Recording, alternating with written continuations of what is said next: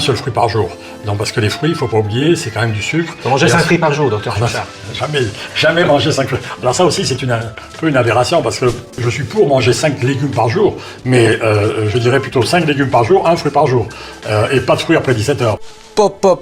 On fait fort là. Alors je sais pas ce qui m'inquiète le plus entre le fait que ce soit un docteur qui dise ça ou alors le fait qu'on en est arrivé à diaboliser les fruits entiers alors qu'il y a tout juste 20% des Français qui consomment les 5 fruits et légumes par jour. Ah mais il y a peut-être un risque que ça engraisse notre foie. Alors reste bien jusqu'au bout parce qu'on va aller voir ce que nous dit la science. Déjà sur les 5 fruits et légumes par jour, tous deux confondus, les recommandations elles sortent pas de nulle part et les études elles sont solides sur le sujet. Donc limiter à un seul fruit, ça me semble pas cohérent. J'aimerais bien voir ce que ces personnes elles proposent à leurs patients. Ah mais on m'a bloqué, je peux même plus interagir. Ça en dit long.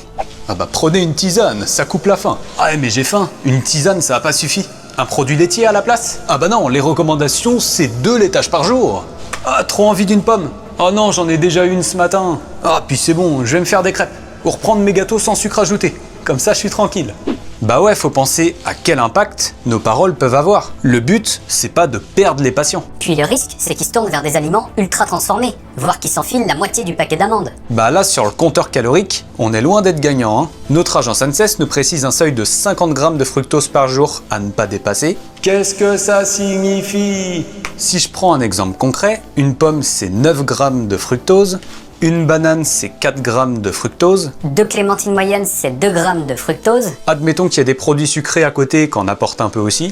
On peut se dire comme ça que c'est tout à fait raisonnable, même d'avoir 3 fruits. Ça s'accorde d'autant plus avec la recommandation de notre agence ANSES, qui est de 100 grammes de glucides simples hors lactose galactose par jour, en partant de la pomme jusqu'au gâteau d'anniversaire. À l'international, l'OMS parle de sucre libre, avec jusqu'à 5% des calories maximum. J'en ai déjà parlé de ces sucres libres, mais les fruits entiers ne comptent pas dedans.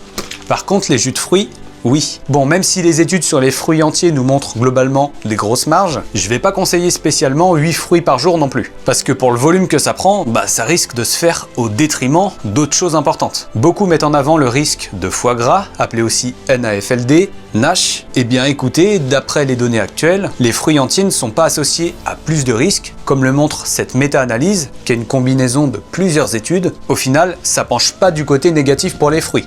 En fait, il n'y a rien de significatif. Et cette étude de 2024 met en avant un effet plutôt protecteur pour les fruits. Par contre, si on parle jus de fruits, il y a une association possible avec la formation de gras dans le foie. Mais cette association est clairement plus robuste sur les boissons sucrées. Si ces fruits, ça peut aider à réduire la consommation d'aliments ultra transformés, des jus ou des sodas, vous voyez. Écris tes fruits favoris en commentaire, on se dit à bientôt, c'était Landry.